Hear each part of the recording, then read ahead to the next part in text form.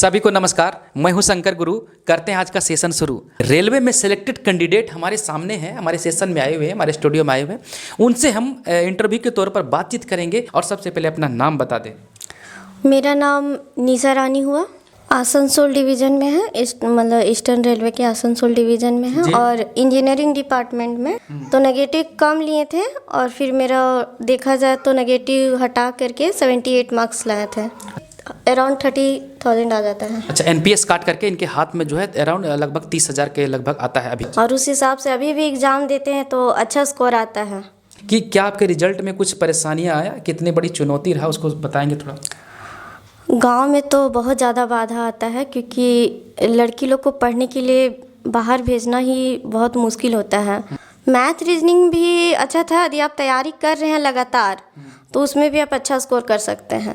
सभी को नमस्कार। मैं हूं शंकर गुरु। करते हैं आज का सेशन शुरू। आज का हमारा सेशन है एक विशेष प्रकार का सेशन है, जो रेलवे में सिलेक्टेड कैंडिडेट हमारे सामने हैं, हमारे सेशन में आए हुए हैं, हमारे स्टूडियो में आए हुए हैं। उनसे हम इंटरव्यू के तौर पर बातचीत करेंगे और सारा जो प्रोसेस है जॉब का, इनका सिलेक्शन का, और किस प्रकार से अपना ये मेहनत की, कितना मेहनत करके ये फाइनली रिजल्ट दे करके ज्वाइनिंग हुआ इनका, और रेलवे में भी योगदान दे रही है। तो हमारे भाई बंधु, हमारे दोस्त, हमारे विद्यार्थीगण इस सेशन को जो देख रहे हैं उनको मैं सबसे पहले हार्दिक अभिनंदन करता हूँ। आज का सेशन में विशेष प्रकार का चर्चा होगा। जो रेलवे में एक सिलेक्टेड कैंडिडेट हैं उनसे हम एक विशेष प्रकार का बातचीत करेंगे। तमाम प्रकार का जो प्रोसेस हुआ है इनका ज्वाइनिंग का, वो भी हम बातचीत करेंगे। तो चलिए हम शुरू करते हैं सेशन को। तो सबसे पहले मैं इनका हार्दिक अभिनंदन करता हूं, हार्दिक स्वागत करता हूं। और सबसे पहले हमारे विद्यार्थीगण को, हमारे श्रोतागण को अपना इंट्रोडक्शन दें और सबसे पहले अपना नाम बता दें। मेरा नाम निशा रानी हुआ। जी निशा रानी, बहुत बहुत धन्यवाद नाम बताने के लिए।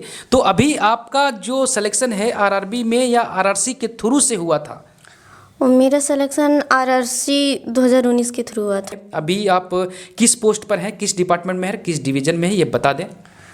आसनसोल डिवीज़न में है, मतलब ईस्टर्न रेलवे के आसनसोल डिवीज़न में है और इंजीनियरिंग डिपार्टमेंट में ट्रैक मेंटेनर के रूप में है। इंजीनियरिंग डिपार्टमेंट में ट्रैक मेंटेनर के रूप में ये कार्यरत है आसनसोल डिवीज़न में, जो ईस्टर्न रेलवे में आता है। और ये आरआरसी था तो कहीं ना कहीं कोलकाता जोन के थ्रू आप आई होंगी। हाँ, कोलकाता जोन के द्वारा आई हुई हैं और ये सिलेक्टेड हैं आसनसोल डिवीज़न में। क्या इसके पहले भी आप कुछ रिजल्ट दे चुकी हैं या ये पहला रिजल्ट था? इसके पहले भी हम एनटीपीसी का रिजल्ट दे चुके हैं। एलिजिबल था, फिर भी नहीं हो पाया। एनटीपीसी अलग अलग लेवल पे होता है, लेवल 2, लेवल 3, लेवल 5, लेवल 6। बिल्कुल। तो लेवल 2, 3, 5 में मेरा रिजल्ट तो दिख रहा था। अच्छा। उसमें हम क्वालिफाई थे, लेकिन लेवल 6 का लिस्ट में मेरा नाम नहीं था। जबकि लेवल 6 का जो कट ऑफ था उसमें हम पार कर चुके थे, क्योंकि कट ऑफ जो जारी करता है उससे मेरा मार्क्स ज़्यादा था। अच्छा। लेकिन हम लिस्ट में अपना नाम नहीं देखे। इस वजह से हम बहुत लोगों से पूछे कि लिस्ट में नाम नहीं है, तो हमको पता चला कि मेरा फॉर्म भरने में कुछ गलती हुआ था। इस वजह से मतलब कि ओबीसी के जगह जनरल भर चुका था, जबकि हम कट ऑफ ओबीसी का पार कर चुके थे। अच्छा, मतलब कि जो फॉर्म फिलअप करने टाइम में इनसे एरर जो आया, प्रॉब्लम आया, वो ये आया कि ओबीसी कैटेगरी में ना भर के फॉर्म वो जनरल कैटेगरी में यूआर में भर दी, जिनका कहना है कि ओबीसी का हम कट ऑफ पार कर चुके थे। हाँ, और ओबीसी का कट ऑफ पार कर चुके लेकिन थे। इनका लिस्ट में नाम नहीं आया, यही है। हाँ, मतलब ये ओबीसी का कैटेगरी में फॉर्म फिलअप करने में प्रॉब्लम कर गई और जनरल में इनका नाम ऑटोमेटिक चला गया। अगर आप प्रॉब्लम करेंगे तो चला जाएगा, तो जिसके वजह से इनका लिस्ट में नाम नहीं आ पाया और ये डिस्क्वालीफाई हो गई, वहाँ से निकल गई। तो ये आपका ज्वाइनिंग के पहले का प्रोसेस था? हाँ, ये ज्वाइनिंग के पहले मतलब अभी जिस पोस्ट पर है, ग्रुप डी के पोस्ट पर, ट्रैक मेंटेनर के पोस्ट पर, इनसे पहले का ये प्रोसेस था। तो वहाँ से फिर जब ये डिस्क्वालीफाई हुई, क्या उस समय आपका मनोबल डाउन हुआ या आप ही था? मनोबल तो बहुत ज़्यादा डाउन हुआ था, क्योंकि नंबर लाने के बावजूद लिस्ट में नाम नहीं आना बहुत बड़ा गलती होता है। लेकिन इसके हमको तो पढ़ने का मन नहीं था। ग्रुप डी का भी एग्ज़ाम सामने था। रिजल्ट के 2-3 महीना बाद ही ग्रुप डी का पेपर था। लेकिन घर वाले बोले कि कोई बात नहीं, ग्रुप डी का पेपर है, दे लो, कोई बात नहीं, अगला बार जब एनटीपीसी का वैकेंसी आएगा तो उसमें फिर से बैठ जाना और उसमें क्वालिफाई करना। तो ग्रुप डी का जिस समय आप एग्ज़ाम देने जा रही होंगी उसमें तो बहुत बड़ा चैलेंजिंग ये मतलब एग्ज़ाम है। ग्रुप डी का एग्ज़ाम बहुत बड़ा चैलेंजिंग एग्ज़ाम होता है विद्यार्थीगण। इसमें बहुत सारे नंबर्स ऑफ क्या बोलते हैं कैंडिडेट अप्लाई करते हैं फॉर्म को, और ये कट ऑफ लेवल कहीं ना कहीं आप कर देते हैं। जैसा अभी भी आया हुआ है, चर्चा करेंगे उसका विशेष प्रकार से, लेकिन अभी इनका जो कहानी है वो जान लेते हैं कि एनटीपीसी का नहीं हो पाने के बाद वहाँ से मनोबल गड़बड़ हुआ और फिर इनके फैमिली वाले ने सपोर्ट करके इनको आगे पढ़ने के लिए बोले कि ठीक है कोई बात नहीं, हो गया, जब आगे आएगा तो उसको हम लोग कर लेंगे। तो कहीं ना कहीं इनसे बहुत कुछ सीखने को मिलता है। हर कैंडिडेट को सीखना चाहिए कि इस प्रकार से भी हमारे लाइफ में जितने भी प्रिपरेशन करने वाले उनके में ये प्रॉब्लम आता है कहीं ना कहीं देखने को। तो फिर आपने आरआरबी जो एग्ज़ाम दिए ग्रुप डी का, उसमें से किस प्रकार से अटेम्प्ट लिए और कितना अच्छा से ये रिजल्ट दे पाए? ये ग्रुप डी का पेपर जैसे कि ऑनलाइन मोड में था। हाँ बिल्कुल। तो हम मतलब क्वेश्चन कोशिश करते थे कि नेगेटिव कम जाए, तो नेगेटिव कम लिए थे और फिर मेरा देखा जाए तो नेगेटिव हटा करके 78 मार्क्स लाए थे। अच्छा, नेगेटिव काट करके ये 78 मार्क्स जो था 2019 का जो रिक्रूटमेंट था आरआरसी का, उसमें ये आप लाए थे 78। तो ये एग्ज़ाम कब हुआ था? फाइनली इसका एग्ज़ाम कब हो पाया था? ये एग्ज़ाम 2022 सितंबर में हुआ था। 2022 सितंबर में हुआ, जैसा आप सुन पा रहे हैं। और इनका फाइनल जो सिलेक्शन करवाए रिजल्ट करने के बाद डीवी मेडिकल के बाद, ये फाइनल सिलेक्शन कब दिया? ये फाइनल सिलेक्शन 2023 मतलब लगा दिया सितंबर ही। अच्छा, 2023 में आपका सिलेक्शन फाइनली हो गया। तो 2023 में सिलेक्शन होने के बाद अभी तक आप रेलवे में योगदान दे रही हैं, तो अभी तक आपको क्या एक्सपीरियंस देखने को मिला? हमारे विद्यार्थीगण, हमारे श्रोतागण को बताएंगे। मतलब रेलवे एक मतलब इसमें जॉब करने से कि फैसिलिटी बहुत ज़्यादा देता है आपको, तरह तरह के अलाउंस वगैरह रहता है, और जैसे कि आपको ट्रेन में कहीं भी जर्नी करना रहता है तो उसके लिए पास पीटीओ वगैरह भी देता है। बिल्कुल देता है। तो बहुत सारे श्रोतागण हमारे जानने का इच्छा रखते हैं कि जो भी गवर्नमेंट एम्प्लॉय होते हैं क्या सैलरी स्ट्रक्चर है, ताकि हम लोगों को जब ज्वाइनिंग होगा तो हम लोगों को भी इस प्रकार से पे होगा। सभी कैंडिडेट्स का एक जानने का इच्छा होता है। तो क्या आप अपना सैलरी स्ट्रक्चर हमारे श्रोतागण को बता सकती हैं? स्टार्टिंग जब ज्वाइनिंग था तो उसमें ग्रेड 1800 का था, लेकिन बेसिक पे 18,000 था। अलाउंस वगैरह मिला करके 27-28 हज़ार तक मिल जाता था इन हैंड। अभी 18,500 हो गया। इंक्रीमेंट, एक इंक्रीमेंट लगा है, ज़्यादा दिन हुए नहीं है ज्वाइनिंग के। तो एनपीएस काट करके अराउंड 30,000 आ जाता है। अच्छा, एनपीएस काट करके इनके हाथ में जो है अराउंड लगभग 30,000 के लगभग आता है अभी।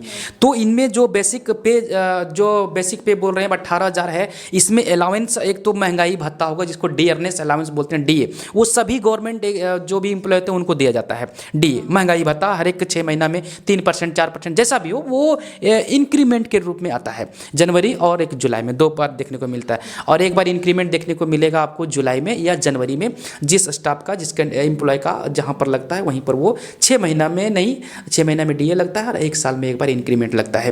तो इस प्रकार से सैलरी स्ट्रक्चर में इजाफा देखने को मिलते रहता है। लेकिन आपका जो है 18,000 बेसिक था शुरू में, अभी इंक्रीमेंट होकर 18,500 हुआ है। उस पर आपका एक महंगाई भत्ता होगा। और क्या क्या अलाउंस है? ड्रेस अलाउंस है, साइकिल अलाउंस दिया जाता है। अच्छा। फिर रिस्क अलाउंस मिलता है। रिस्क अलाउंस अभी कितना है? रिस्क अलाउंस अभी कितना मिल रहा है आपको? अभी हम लोग को 3375 3375 अभी इन लोग को मिल रहा है। तो एक बोलिए कि अलाउंस के रूप में थोड़ा मिल जाने की वजह से थोड़ा सा सैलरी स्ट्रक्चर देखने को मिलता है। तो सैलरी स्ट्रक्चर, तो क्या आपको लगता है कि ये सैलरी स्ट्रक्चर आपके लिए सफिशिएंट है या और आप प्रिपरेशन आगे की ओर कर रहे हैं? सफिशिएंट बोला जाए तो फ़िलहाल के लिए है, क्योंकि अभी तो हम सिंगल हैं। हाँ, बिल्कुल। लेकिन आगे के लिए हमको और अभी लेवल इंक्रीमेंट ज़्यादा बढ़ाना है। अच्छा, नेक्स्ट एग्ज़ाम का भी तैयारी कर रहे हैं। नेक्स्ट एग्ज़ाम क्या प्रिपेयर कर रहे हैं? ड्यूटी करने के बाद क्या टाइम मिल जाता है आपको? ड्यूटी करने के बाद टाइम मिलता है, लेकिन उसमें पढ़ने का जो होता है मन, पहले जैसा नहीं कर पाते हैं। पहले जितना देर पढ़ते थे वो अभी हम नहीं पढ़ पाते हैं। तो आपको क्या लगता है कि जितना आप अभी टाइम ड्यूटी के बाद दे पा रही हैं, जो ड्यूटी करने के बाद, क्योंकि ड्यूटी तो करना होगा, क्योंकि आप जिसका नमक खा रहे हैं उसके लिए कुछ करना है, तो ड्यूटी करने के बाद जो भी टाइम आप अपना स्टडी में लगा रही हैं, आपका कॉन्फिडेंस क्या बता रहा है कि उस स्टडी से आपका पूरा रिजल्ट होने की संभावना है? ये 100% तो हम नहीं बोल सकते हैं, लेकिन एक अंदर से उम्मीद होता है कि हाँ हम एग्ज़ाम क्रैक कर सकते हैं, क्योंकि हम पहले बहुत ज़्यादा मेहनत कर चुके हैं। अच्छा। और उस हिसाब से अभी भी एग्ज़ाम देते हैं तो अच्छा स्कोर आता है। अच्छा, स्कोर मतलब अभी भी अच्छा है आपका। टेस्ट सीरीज लगाते रहती है, अपना स्टडी मटेरियल जो भी है अपना नोट्स रखे हुए है और अपना प्रिपेयर मतलब कंटिन्यू है। अभी रेलवे कुछ एग्जाम कंडक्ट करवाई है जिसमें एएलपी है, टेक्नीशियन है, क्या कुछ एग्जाम अभी आप दिए हुए हैं? हाँ, टेक्नीशियन का एग्ज़ाम हम दिए हैं पीसीएम से। पीसीएम फिजिक्स केमिस्ट्री मैथ का जो टेक्नीशियन 3 है वो आप दे चुकी हैं। उसमें कितना मार्क्स बन रहा है आपका? उसमें आउट ऑफ 100 में 80 प्लस 80.33 आ रहा है। ये पूरा नेगेटिव करके? हाँ, नेगेटिव करके हमारे विद्यार्थीगण देख सकते हैं कि 80.33 इनका मार्क्स आ रहा है टेक्नीशियन 3 में। तो बहुत अच्छा मार्क्स बोल सकते हैं, क्योंकि ड्यूटी करने के बाद इतना मार्क्स लाना एक एम्प्लॉय के लिए, एक एम्प्लॉय को स्टूडेंट बनना पड़ता है एग्जाम सेंटर में जा करके, और जब आप साइट पर रहेंगे तो आपको एक एम्प्लॉय बनना पड़ता है। तो इनके लिए या किन्हीं के लिए भी एक थोड़ा सा टफ जॉब हो जाता है, और उसमें एग्ज़ाम देना भी थोड़ा सा कठिनाइयों का सामना करने के लगभग बराबर है। तो ये जिस प्रकार से बोल रहे हैं 80.33 इनका आया हुआ स्कोर कार्ड, तो बहुत अच्छा मार्क्स है। लेकिन पीसीएम का लेवल थोड़ा कहीं ना कहीं ज़्यादा जाएगा, कट ऑफ ज़्यादा जाएगा, और कुछ कुछ बोर्ड में कम देखने को मिलता है, लेकिन लगभग बोर्डों में ज़्यादा देखने को मिलेगा। तो आपको लगता है कि ये कट ऑफ आपके लिए सफिशिएंट है? नहीं, ये तो पीसीएम के लिए सफिशिएंट नहीं है, क्योंकि यूट्यूब एनालिसिस जहाँ देख रहे हैं 90 प्लस जाने का संभावना है। अच्छा, तो आप क्या आगे प्रिपरेशन चालू रखी है अभी, और एग्ज़ाम देना है आपको? हाँ, अभी हम मेरे सामने एनटीपीसी का भी एग्ज़ाम है, उसका भी हम फॉर्म फिलअप किए हैं, ग्रेजुएट नॉन ग्रेजुएट दोनों। अच्छा, क्वालिफिकेशन थोड़ा सा बता दीजिए कि आप कितना क्वालिफाइड हैं? ग्रेजुएशन मेरा फिजिक्स से रहा है, और इसके अलावा हम बीएड भी कर चुके हैं। बीएड कर चुके हैं, उनके लिए क्या कोई एग्ज़ाम दी हुई?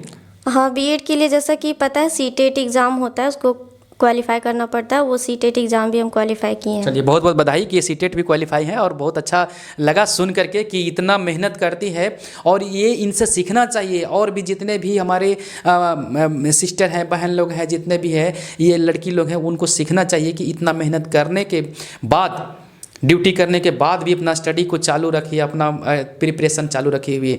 तो बहुत कुछ सीखने को मिला, इनसे बहुत जानकारी देखने को मिला। तो आप भी, हमारे श्रोतागण, हमारे विद्यार्थीगण, हमारे भाई बंधु, हमारे सिस्टर लोग जितने भी देख रहे हैं, आप उनको एक संदेश के रूप में क्या कहना चाहेंगी फाइनली, ताकि उन लोग का भी जो प्रिपरेशन है वो अच्छा से हो पाए? हम स्पेशली लड़की लोग को कहना चाहेंगे कि लड़कियों को बहुत कम मौका दिया जाता है पढ़ने के लिए, और उन लोग को जब भी ऐसा अपॉर्चुनिटी मिलता है कि उसको पढ़ने दिया जा रहा है, तो उसका अच्छे से यूज़ करे, मन लगाकर पढ़ाई करे, एग्ज़ाम देते रहे। ऐसा नहीं कि हमसे ये एग्ज़ाम नहीं निकलेगा तो हम वो एग्ज़ाम नहीं देंगे। हर एग्ज़ाम में आपको बैठना चाहिए। डिस्क्वालीफाई होने के बाद ही आपको पता चलेगा कि हमको और कितना पढ़ना है, और इसके आगे आप जैसे डिस्क्वालीफाई होते गए तो एक बार ऐसा भी आएगा कि आपको एग्ज़ाम आपका हंसते खेलते निकल जाएगा। बिल्कुल बिल्कुल, डिस्क्वालीफाई होने से ऐसा नहीं है कि हमारा मनोबल डाउन हो जाए। इनका कहना यही है, आप जितना डिस्क्वालीफाई होंगे उतना बार, हर एक बार आपको कुछ सीखने को मिलेगा, और उस डिस्क्वालीफाई करेंगे तो आपको बहुत सारा रास्ता नया नया मिलेगा, और उससे चलते जाएंगे। तो आप टेस्ट सीरीज के रूप में लगाते होंगे, उस समय अगर कभी मार्क्स कम आ जाता होगा तो उस समय कैसा महसूस होता था? जैसे कि मेरा मार्क्स जैसे भी कम आता था, पहले हम उस टॉपिक को जा कर के पूरा उस दिन हम पढ़ लेते थे कि नंबर क्यों कम आया। फिर अगला दिन जब भी वो क्वेश्चन हमको आता था तो कोशिश करते थे उसकी सही बनाए, लेकिन उसके बावजूद भी गलती होता था। पढ़ने के बावजूद 2-3 बार अटैम्प्ट करने के बाद ऐसा होता था कि वो क्वेश्चन मेरा सही होता था। अच्छा, बहुत बढ़िया। अच्छा, आपके एग्ज़ाम में क्या कोई प्रकार का बाधा बना? गांव वाले, अपने घर वाले, जो हमारे विद्यार्थीगण तक शेयर करना चाहेंगे कि क्या आपके रिजल्ट में कुछ परेशानियां आया, कितनी बड़ी चुनौती रहा, उसको बताएंगे थोड़ा? गांव में तो बहुत ज़्यादा बाधा आता है, क्योंकि लड़की लोग को पढ़ने के लिए बाहर भेजना ही बहुत मुश्किल होता है। लड़की बाहर जाएगी तो पढ़ेगी क्या करेगी, तरह तरह के सवाल उठाए जाते हैं। इसके बावजूद हमको बाहर भेजा गया, और मैंने अपने गार्जियन का मतलब मनोबल बनाए रखा कि रिजल्ट देते गए। मतलब भले मेंस नहीं हुआ, लेकिन पीटी होता था, इस वजह से उन्होंने हमें पढ़ने के लिए मौका देते गए। और गांव वाले का कहना था कि कितना पढ़ाएगा, लड़की है, बेटी है, शादी ब्याह कब होगा, वो अभी भी बोलते हैं कि शादी करवा दो वगैरह, लेकिन अभी भी हम बोलते नहीं, हमको भी और अपना लेवल इंक्रीज़ करना है। जी, बहुत बहुत अच्छा बात बोली ये कि गांव देहात में या अपने माँ बाप के लिए एक बहुत बड़ा प्रॉब्लम का एक सामना करना पड़ता है, बहुत सारी समस्याएं सामने आती है और सबका बात सहन करना पड़ता है। जैसे ये बता रही है, अपना कहानी को बता रही है, तभी जा कर के ये सफलता ली हुई है। तो आप लोग भी इसी तरह से प्रिपरेशन करिए, मेहनत करिए, इधर उधर का बात ना सुने, आपका जो मन कर रहा है जैसे ये बता रही है उस प्रकार से प्रिपेयर करें, क्योंकि सफलता मेहनत करने से ही मिलेगी, एक दिन में सफलता नहीं मिलती है, ये कई दिनों का मेहनत होता है ताकि तब जाके हमको सफलता मिलती है।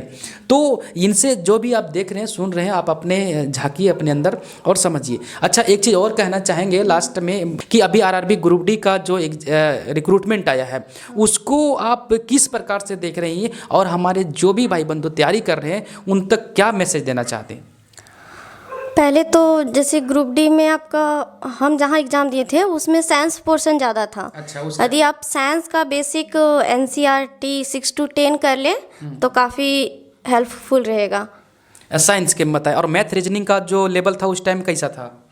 मैथ रीजनिंग भी अच्छा था। यदि आप तैयारी कर रहे हैं लगातार तो उसमें भी आप अच्छा स्कोर कर सकते हैं। लेकिन करंट अफेयर को यदि देखा जाए तो 6-7 क्वेश्चन रहते हैं, लेकिन करंट अफेयर ज़्यादा फोकस करने से होता है कि वो हमें एग्जाम टाइम पे याद नहीं रहता है।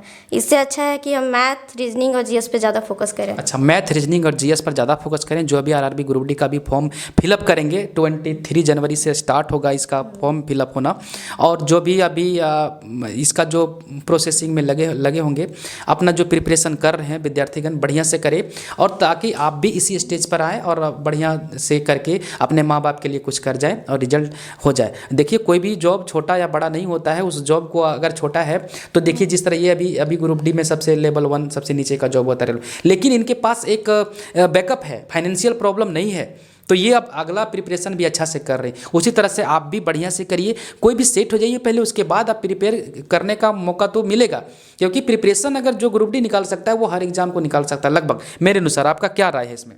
हाँ, ये भी बात सही है कि ग्रुप डी का भी लेवल उतना कम नहीं है। हाँ। सिर्फ ये लेवल 1 नाम का है, लेकिन यदि देखा जाए तो हम लेवल 1 और लेवल 6 का क्वेश्चन लगभग सेम रहता था जिसमें आप एग्ज़ाम दी थी। अभी का एग्ज़ाम थोड़ा इधर उधर हुआ है अभी एग्ज़ाम, और लेकिन जिसमें 2018 और 19 का जो रिक्रूटमेंट था वहाँ का लेवल जो क्वेश्चन था बहुत शानदार लेवल था।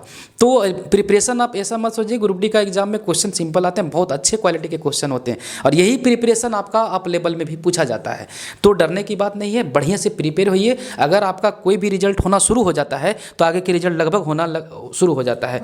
तो आपका जब ये रिजल्ट शुरू हुआ है तो लगभग और रिजल्ट लगभग बनने की उम्मीद दिख रहा है। थोड़ा बहुत यदि रिवीजन कर ले तो रिजल्ट दे सकते हैं।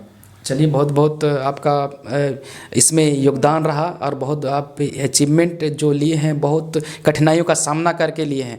तो अभी विद्यार्थीगण जितना भी देखें हमारे सेशन में, तो इनका यही जो मेन है, मोटो है कि प्रिपरेशन आप बढ़िया से करें, अच्छा से करें और एक रिजल्ट प्राप्त करें, और अपने जो रास्ता है, जो अपना मंजिल है, उसको अचीव कर लें, प्राप्त कर लें। तो आज का सेशन हम यहीं तक रखेंगे, फिर मिलेंगे हम एक नई एनर्जी लेकर के या नए वीडियो के साथ। तब तक के लिए हम ये सारे तमाम बातों को आप तक पहुंचाने का कोशिश किए। आप अपने अंदर कितना फॉलो कर सकते हैं, हमारा एक जो मोटो है, हमारा जो संदेश है पहुंचाने का, कि आप बढ़िया से प्रिपेयर करें, अपने आप को बढ़िया से तैयार करें ताकि उस लेवल तक पहुंच जाए। क्योंकि अगर कोई भी हमको अगर 30 या 50,000 या 40,000 पे करेगी तो उसके लेके तो हमको सबसे पहले बनना होगा, उस क्वालिटी को इम्प्रूव करना होगा, तभी हमको कोई 50,000, 30,000, 40,000 पे करेगा। तो यही संदेश के साथ हम आपसे फिर मिलेंगे नई एनर्जी, नए वीडियो और नए सेशन के साथ। तब तक के लिए हम आपसे विदा लेते हैं। धन्यवाद।